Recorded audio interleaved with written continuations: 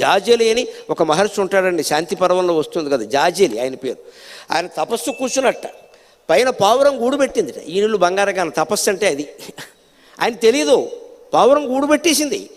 శివుడు జుట్టులాగా వ్యామకేశుడిలాగా మొత్తం వ్యాపి దాంట్లో గూడు పెట్టేసింది. బాగుంది కదా అని గుడ్డు పెట్టి పాప ఆయన మధ్యలో కళ్ళు తెరిచాడు. పైన cow cow cow cow cow cow అని వినపడుతుంటే బాబోయ్ ఏదో గూడు పెట్టి నేను కదిలితే దానికి ఇబ్బంది అవుతుందని ఆ మనిషి 2 నెలల పాటు కదలకుండా ఉండిపోయాడండి. That is Indian culture, that is Indian culture.